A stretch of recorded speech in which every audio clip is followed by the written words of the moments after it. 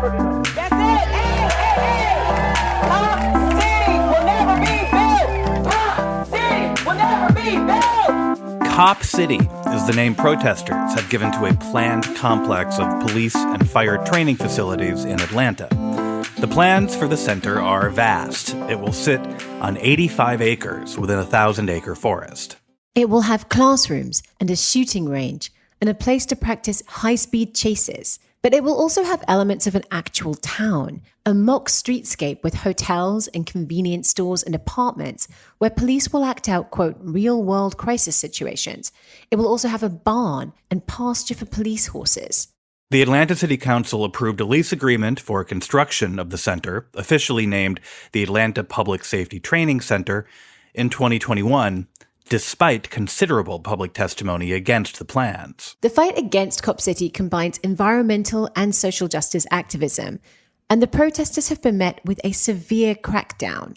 In January, as tensions escalated at the site, a protester was shot dead and a state trooper was wounded. By March this year, prosecutors had charged 23 people with domestic terrorism, and in September, they indicted 61 protesters on RICO charges. Today on the show, we're talking about this plan for a mock city in the woods, what it shows about climate activism and social justice, and at the same time, the suppression of protest. I'm Laura Marsh. And I'm Alex Perrine. This is The Politics of Everything.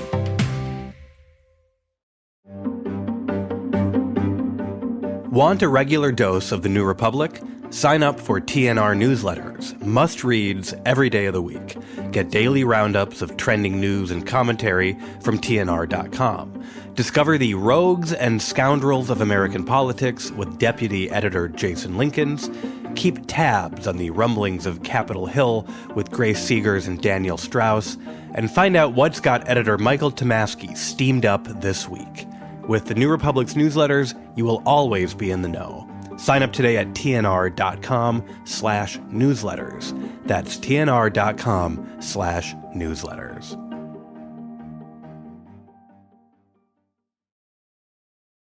Cop City is to be built on land the city owns in the Weelaunee Forest, also referred to as the South River Forest, which is seen by many as a critical part of Atlanta's environmental infrastructure. The fight against Cop City has garnered national attention both from climate activists and social justice activists, who argue that the center's location also adversely affects nearby poor and predominantly black neighborhoods. TNR contributing senior editor Molly Taft joins us to give some more context to the Cop City battle, both within the civic history of Atlanta and the climate justice movement more generally. Molly, welcome to the show. Hi, thank you for having me. Tell us very broadly, what is the Atlanta Public Safety Training Center? What is it for, and why does Atlanta think they need it?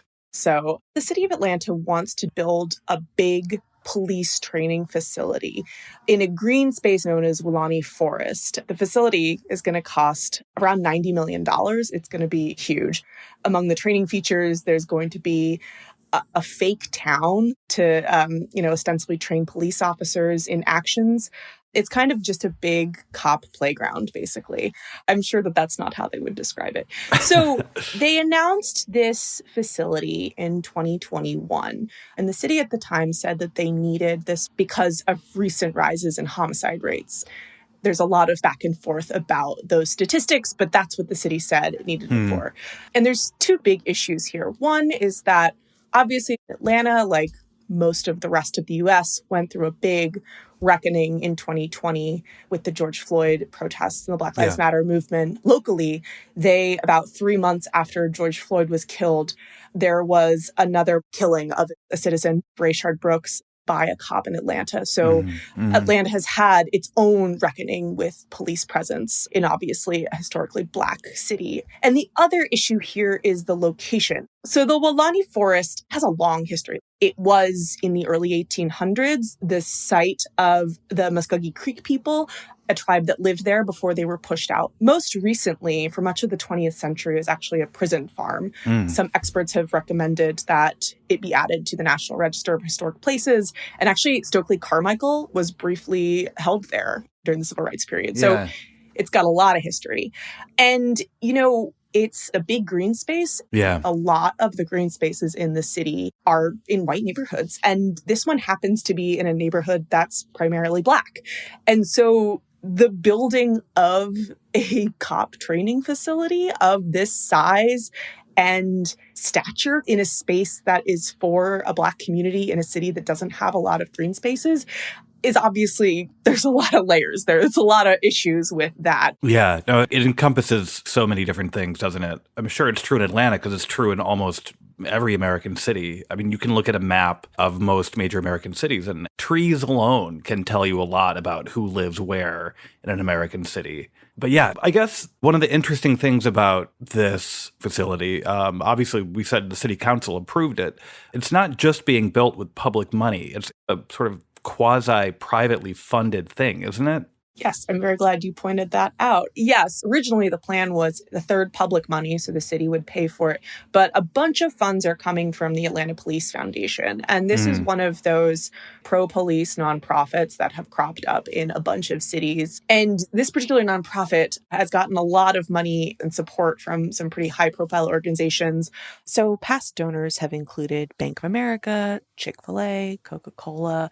On their current board, there's representatives from Home Depot, AT&T, Delta Airlines, and one really notable contributor to the foundation is the Cox Foundation, which is the charitable arm of Cox Enterprises, the media conglomerate that also owns the Atlanta Journal-Constitution, which is the major paper in the area. Right.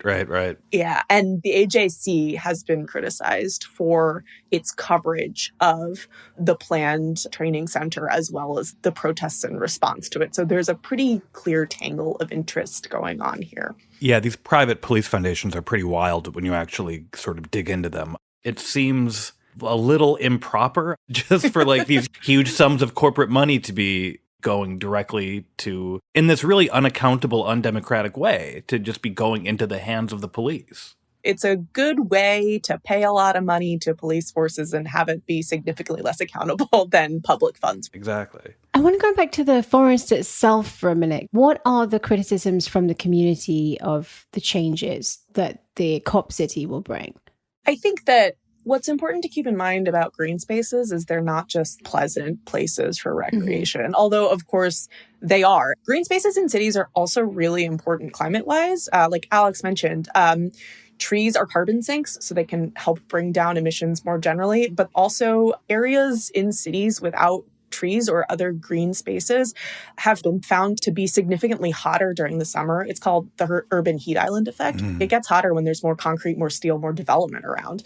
And so at its very base, taking away green spaces, which is often what happens in lower income communities and communities where people of color live, that's a direct consequence for them as the cities get hotter. And Atlanta's hot already, and it's very humid. And I think it's important to note that not all of the forest is going to be earmarked for this project. It's a relatively small-ish percentage, but still the fact that they decided to, I think in some people's eyes, take away what could be a more valuable resource to a community that doesn't have these spaces there is really what a lot of the issue is with folks who live there and folks who are opposed to this project. Yeah, it's almost like it's not even just taking away the existing forest, but removing other potential uses of it. Yeah. And then also there's the symbolism of having what many people would probably consider a weapon of the state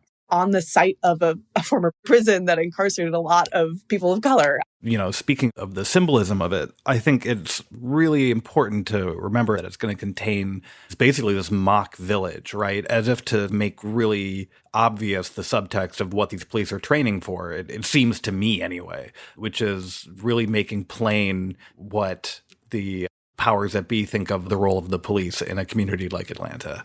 Yeah, and I just did confirm there have been some activist reports on the ground that parking lots and trailheads have been dug up as part of this construction process, and a land swap that the city also did with another private company that is enabling them to build this facility. So there are actually resources being taken away from the community in this green space. After the city council approved the plan, environmental activists moved to prevent Cop City from being built. There was confrontation, some of them violent. One ended with the shooting of an officer, but also with the death of a protester named Tortuguita. Can you tell us about what they did and how the city responded? So in 2021, the city council approved these plans despite pretty widespread community protest. And that initiated some activists setting up camp inside the site itself. So they built an encampment in the forest on the site to attempt to basically prevent construction from happening, and they called themselves forest defenders. So, which is actually a pretty tried and true tactic for environmental protesters. Yeah, it's a tactic that's not unusual. What is unusual is the scale of the police response. So there were arrests all throughout 2022. They kept coming into the site and disturbing the encampment. And then in January of this year, there was a police raid that ended in the death of Manuel Terán, who was known to friends and fellow protesters as Tortuguita. So what happened after this raid in January is the initial police report came out claiming that that they were shooting at an officer. But activists and protesters in the area immediately began pushing back on this narrative and basically said that Tortuguita was unarmed and was sitting in a defensive position when they were killed. This led to widespread unrest throughout the city. The governor called in the National Guard. And I think this is what has worked well for the powers that be in Atlanta is the response has been very slow. So national media attention kind of wavers. There was a lot of attention on the initial death, but their official autopsy results were not released until April. And the autopsy results, and these were the official ones from the city, showed that they had 57 gunshot wounds and no gunpowder residue. Yeah. A private autopsy done by their family showed that they died in a defensive position. The Guardian reported that this is the first killing of an environmental defender in the United States, which is pretty notable. And the first state killing or police. Yeah, the first death of someone defending an environmental project in the United States. And it's actually just sort of remarkable when you consider that just how little it filtered up through the national media. And I think that speaks to how the Cop City story is being told on a national level. Do you think part of that is the sort of gappy local media coverage? Well, I want to be clear. There are some really great local outlets doing reporting on the ground that have been on the story since day one. But I also just think that the national media, first of all, they don't know how or they don't have time to interrogate local stories where there's a significant cop narrative that needs to be investigated. And secondly, the folks who are living in the forest and defending it, you know, their asks encompass so many things. They encompass asks about police brutality. They encompass asks about community. They encompass environmental asks. And I think it gets complicated and it gets messy. And I think people don't have the time or inclination to really dig into what's actually going on when it's a complex narrative like this. You mentioned the governor calling in the National Guard. I just want to break down the response. So it was local law enforcement initially coming to the camp. And then how was the response stepped up? So the raid was on January 18th. That's when Tortuguita, they were fatally shot. There were protests in downtown Atlanta a couple of days later on the 21st. And the governor declared a state of emergency on the 26th. And then the body cam footage wasn't released until February 8th. So it was several days later. And after all of these protests had happened and people had been arrested. And then the autopsy results were released. So again, just a serious drawing out of what was going on. Right. And so even though it seems like the death of this protester points to excessive use of force, they stepped up the response instead of pulling back. In the months since then, has there been any change? I think if anything, they're getting more aggressive. If you just look at the actions taken since Tortuguita's death, so January to now, so in March, 35 people were arrested at the training center site, and some of them were charged with felony charges. Then in May, and this one's really mind-blowing, police raided the homes of nonprofit executives whose organizations are connected to resistance efforts, and then they charged 3 nonprofit folks with charity fraud and basically some really serious charges for essentially helping to financially support some of these resistance efforts. You cover a range of environmental and climate issues. How would you say this response compares with other big protests that we've seen in the last few years? I think it is remarkable in the violence that is being shown to protesters, but I also think it's important to situate it as part of a larger trend. So back in 2016, the Dakota Access pipeline protests got national attention like we hadn't seen before. And in the wake of that, right-wing interests basically made it their job to make environmental protest as criminal as possible. And they're just very good at this. The American Legislative Exchange Council, ALEC, which is affiliated with the Koch brothers, basically shopped around versions of a bill that would criminalize pipeline protest. And at this point, 17 Republican-controlled states have now passed something like this. And so protesters can face prison and fines for stuff like protesting pipelines or construction sites. And a lot of the ways they do this is by marking these sites as critical infrastructure, so something that should be protected by the state, even though they are essentially private projects. And we saw a little bit of this in Minnesota. There was a protest against a pipeline owned by the company Enbridge. And like Dakota Access, this was a native-led protest, and their relatively peaceful actions were criminalized. A lot of people went to jail. A lot of people were charged. So Cop City, I think, is unique for some of the reasons I mentioned. It's difficult for people to wrap their head around because I think they just can't see as direct of a connection with saving a public green space versus not building a pipeline, right? You can't do the math like this pipeline will release X, Y, and Z. Will contribute this much carbon. Yeah, and a lot of green groups really like those numbers because it basically helps make the case. But I think because it is less cut and dry, it's the sort of environmental issue that is going to become really important. We are all going to start fighting more locally for stuff like this. As the world gets hotter, it's going to become even more important to have green spaces. And I think it's really chilling what the state and the city is doing to crack down on this. Molly, thank you so much for talking with us. Thank you guys for having me. You can read the New Republic's coverage of Cop City at newrepublic.com. After the break, we'll examine the novel and disturbing legal strategies used against Cop City protesters.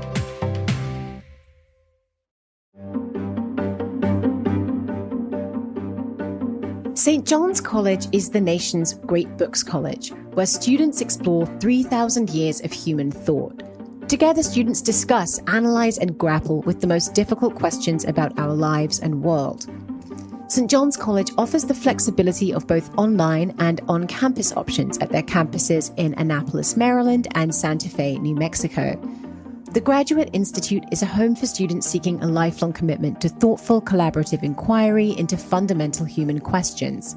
From Aristotle to Aquinas, Wordsworth to Woolf, Herodotus to Hegel, students pursuing the Master of Arts in Liberal Arts explore some of history's most influential writers and thinkers. The interdisciplinary degree includes 5 segments: literature, mathematics and natural sciences, philosophy and theology, politics and society, and history. On the Santa Fe campus, students may also pursue a Master of Arts in Eastern Classics, examining the great books of India, China, and Japan in an Asian Classics program that delves both deep and wide into the richness of these traditions. Come join this vibrant community of learners from all walks of life. Learn more about undergraduate and graduate programs, including online options, at sjc.edu/podcast. Today, we'd like to tell you again about a podcast we think you should check out. Best of the Left has been around since the dawn of podcasting and is unlike anything else out there because it's all about curation rather than creation. Just like putting together an exhibit at a museum, host Jay Tomlinson uses his years of experience to curate each episode of Best of the Left, to create a deep understanding of each topic in a condensed form. And in an age of algorithmic news feeds and AI-generated content, maintaining that human touch to understand our politics and culture is more important than ever. All that, and they're friends of the show who are helping support our work as well. So give them a listen. As you'd expect, you can listen to Best of the Left anywhere you get your podcasts.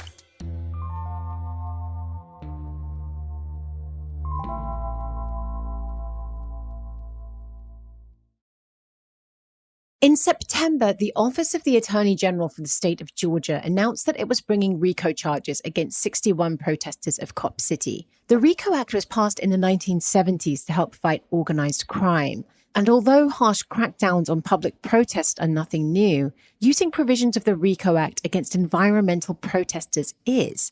Sarah Jones wrote about this new effort to criminalize dissent for New York Magazine. Sarah, welcome to the show. Thanks for having me. So the state is trying to portray the protesters of Cop City as this dangerous group of conspirators. Can you tell us who they actually are? What's the origins of this group? Right. So the origins of this group, I think, come a little bit out of the 2020 uprisings and seem to be pulling from a lot of different activist networks in the city. And I think the movement against Cop City was sort of building on especially the uprising around the police shooting of Rayshard Brooks in Atlanta. So we're talking about people who the state is characterizing as anarchists in order to make this argument that they're therefore dangerous. From what I can tell, it's a much more politically diverse group than that. I don't think they all identify as anarchists at all, nor do they necessarily hold the same beliefs, follow the same practices, what have you. It's like any typical left-wing effort in that way. Right. Okay, so just to break down some of the terminology that's being used in these charges, one thing is that they refer to a group called Defend the Atlanta Forest, but as you flag in your piece, that isn't really a group. Can you just explain what's going on there? Yeah, so it does repeatedly refer to Defend the Atlanta Forest, which it does characterize as a group or an organization, as opposed to what it actually seems to be, which is a group of social media accounts and activists that are behind those accounts. But they don't, as far as I can tell, belong necessarily to the same organization with this banner. Right. There's not like a formal group with membership roles here or something. Right. And I guess the idea of sort of portraying it as a more cohesive, organized group is to create the impression that this is some highly disciplined conspiracy. I think that's exactly right. Let's get into what those charges actually are. You highlight in the piece that one of the charges involves an $11.91 reimbursement for glue, which is characterized as an overt act in furtherance of the conspiracy. Can you just take us through the indictment and some of the accusations that are made in that?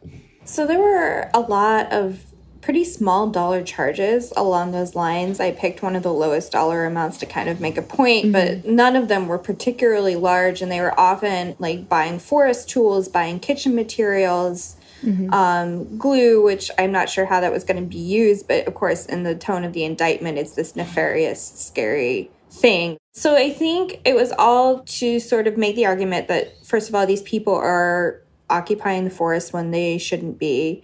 And so there's this conspiracy to make sure that they can dig in for the long haul here in the forest, conspiracy to like put up flyers in different places, just really trying to drive home the idea that these people were all well connected, that they had money and were involved in this conspiracy. Yeah, but isn't it just conspiracy to engage in legal protest? Yeah, I mean, that's, yeah. Like, how does the state justify, or how do they claim that this was a criminal conspiracy? They try to link the 61 people who were named in the indictment to certain acts of vandalism, for example. Specifically, I think the claim was over like the vandalization of construction equipment. Sure. I mean, the things that are listed are really not what you would expect to see listed in a RICO prosecution, because most people are used to thinking of RICO as charges that are used to prosecute like the mafia. Were there any warning signs that they were going to take this direction? It didn't come as a surprise to activists. No, they were expecting that something like this was going to drop.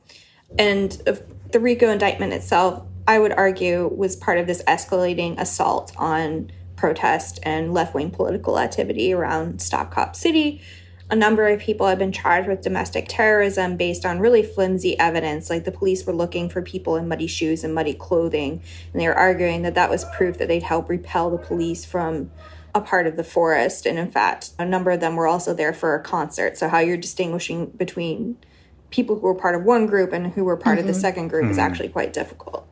This is part of a long-running attack on the activism around Cop City. I want to go back to protesters being characterized as radicals and anarchists. Tell us more about what you think that framing is doing and how it is taking the idea of someone who cares about the environment to something else that seems to be like ominous. Right. The fact that the indictment really starts out with this argument that's a political argument that's about anarchism, Sure, I thought was really interesting and is part of one of the most disturbing things about the indictment. And I think they're playing on people's fears, absolutely. I think that there is definitely a stereotype that I would argue is not realistic or accurate, that people who are anarchists themselves are violent and represent a threat to the state. Not true of anarchists in general, or like that would be news to most of the anarchists I've known. Yeah, yeah, same. That's what I was thinking as I was writing this. it's funny because it's a very turn of the 20th century kind of fear mongering too, though, right? Like this, it really there's a rich history here of fear mongering about anarchism in this country. Right, and then proceeding from this place to then argue that the practices of solidarity and mutual aid and collective action are all part of this conspiracy are really disturbing. The thing that seems particularly worrying is that if you can characterize these things in criminal terms, you could just say anything about anyone because there's no logical link and doesn't seem to be grounded in actual evidence. And if you can do that, then how can anyone ever protest anything legally? Sure, yeah. Right. And I think that's kind of the point, isn't it? Like, I don't think a lot of these charges are going to stand, but the point was to chill political activity. What effects have you seen since the indictment came out on that front? People are definitely afraid, and I would argue maybe that chilling effect is there. I think it would be kind of unrealistic for it not to, but the movement to stop Cop City has not gone away. It's still there. What is the sort of public justification, the local political justification for doing this? Because I think that it's clear that a lot of people in Atlanta do not particularly want Cop City. So how are sort of local officials justifying this crackdown on people protesting? So there have been a lot of arguments put forward in defense of Cop City and the development in general. One of them was that this is necessary to improve police morale and protect public safety in the area, which is what we commonly hear in any defense of expanding the police.